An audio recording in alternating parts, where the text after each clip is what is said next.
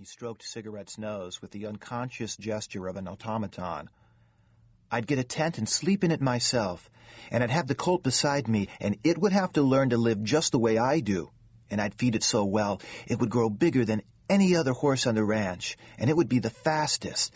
And I'd school it so it would follow me wherever I went, like a dog." At this he paused, struck through and through with bliss at the thought of arousing such devotion in a horse that it would follow him.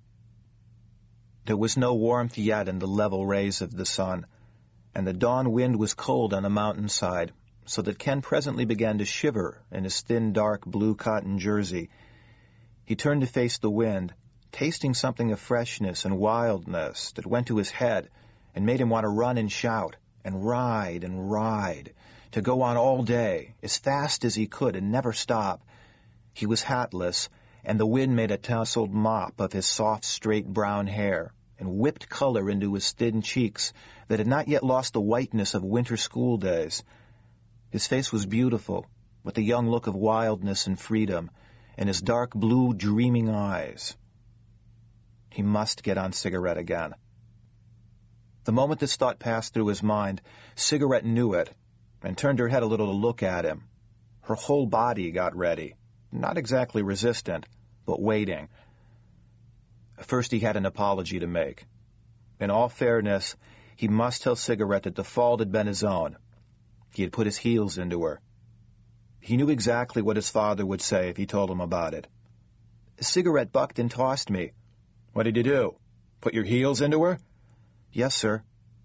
He and Howard had to say yes, sir, and no, sir, to their father, because he'd been an Army officer before he had the ranch, and believed in respect and discipline. Gathering up the rein, slipping it over Cigarette's head, Ken was humming, "Yes, sir, no, sir, yes, sir, no, sir," and this seemed to have a soothing effect on Cigarette. When his father had mounted Cigarette, to show him how, she stood like a statue, never started or jumped, and then had moved off slowly and comfortably, like a well-behaved horse in a park. When he mounted her, like as not, she would toss him 4 or 5 times running, all because he couldn't help trying to grab on with his heels the moment he straddled her. That she wouldn't stand, and that he couldn't help doing. He turned to her, so that on her left side he was up the hill from her. She was not a tall horse, but even so, the jump from the ground for a boy was a long one, and sometimes his arms didn't pull strongly enough. Last summer he hadn't been able to do it at all, but when he had no saddle, must always mount by a fence or from a rock. So far this summer, he had missed it only a few times.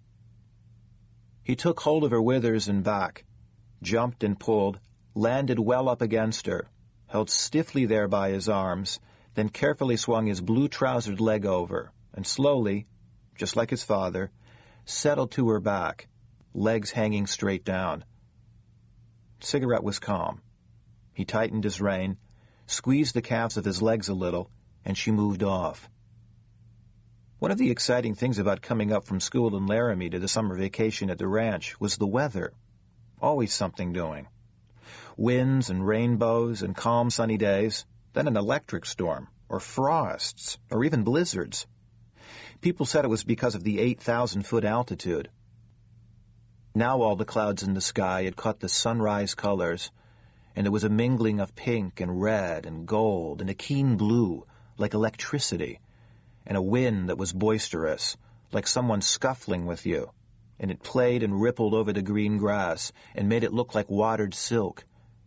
Green grass, he chanted, cantering along, thinking how different the green grass of the range was from the green grass and the little square lawns before the houses down in Laramie, because on the range it stretched as far as you could see, and there were jackrabbits hiding in it that sprang up and sailed away over it, riding on the wind with great leaps, as big as small deer.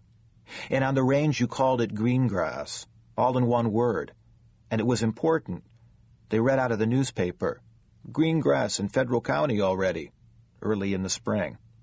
Everyone said, "Have you got green grass yet?" "We have." It was in the spring that it was important, After the last big snowstorm in May, and when all the horses and cattle were so thin and weak from the long winter that it seemed if the green grass didn't come soon, no one could stand it any longer. And it came first like just a tinge of pale green on the southern and eastern slopes, and the cattle picked and mouthed at it, and soon it was like green velvet, and then at last, in late June like this, a sea of rippling grass. Ken topped the hill and stood staring. From here he looked west over 100 miles of the green grass, and south across the great stretch of undulating plateau land that ran down to Twin Peaks, and beyond that across broken crags and interminable rough terrain, mysterious, with hidden valleys and gorges and rocky headlands, all the way to the wide farm valleys of Colorado. Beyond them, the never-summer range stood wrapped in snow, winter and summer. He put his head back and sucked in the smell of the cleanness and the greenness and the snow and the windiness, all so sharp and heavenly. This was what he'd been waiting for. All through the last unbearable months of school, the endless classes, the examinations. At this, an uncomfortable feeling gripped him. His and Howard's report cards had arrived in yesterday's mail, with a letter from the principal of the school addressed to their father, Captain McLaughlin. And McLaughlin had slung them on the desk, with some papers and bills to open later. By the time Ken got back to breakfast, surely his father would have opened them. There was that examination. Ken knew he hadn't done very well. He wondered what time it was now. He looked down at the ranch. From his high point of vantage, the ground fell away to the north in broken undulations and steps. Just before it reached the low level of the stream in the meadows a mile away, there was a little gorge in the low hills, bounded by a cliff on the eastern side, and on the west a steep hill, both of them covered with thick black pine. In the gorge were cottonwood and young aspen. A stream bed with a thread of water and a road wound through, leading from the stables and horse corrals on the near side, out into a V-shaped clearing beyond the gorge. This, grass-covered and studded with young cottonwood trees, his mother called the Green. Right in the gorge, stretching silver arms up above the trees, and set to catch every stray current of air that sucked through the gully, even on windless days, stood the windmill. On beyond that, at a convenient elbow of the hill to the left, was the bunkhouse, almost invisible and wonderfully sheltered from winter storms. Farther on down the left side of the V, the long rambling stone ranch house followed the downward slope of the ground by dropping a step from kitchen to dining room, from dining room to living room, and from living room to study. Its length was marked by the crisscrosses of the peaked red roofs, by the long grass-covered terrace along its eastern face, and the low stone wall which upheld it. There was no sign of life about the place. Too early yet, thought Ken. Wait, there's smoke coming out of both chimneys.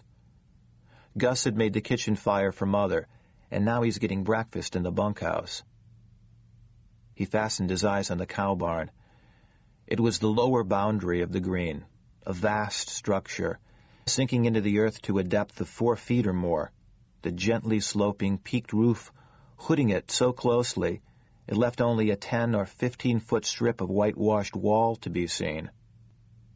Yellow Guernsey cows were standing about the gate of the corral in the calf pasture to the east. They were waiting for Tim to come and let them in.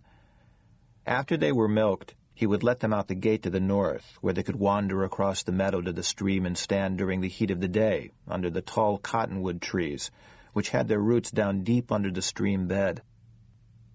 Far beyond, across the meadows and the hills that sloped up from them, a long freight train was chugging on the railroad tracks. 2 toy locomotives and a toy train. It seemed hardly to move.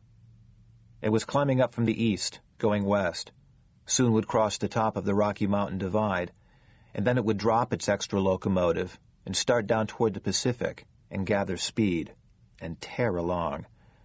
An echoing whistle pierced the silence. The train was approaching the tie siding crossing. The cows were moving into the corral. That little black post was Tim, fastening the gate back. It wouldn't be long before breakfast. Everybody was awake. Going downstairs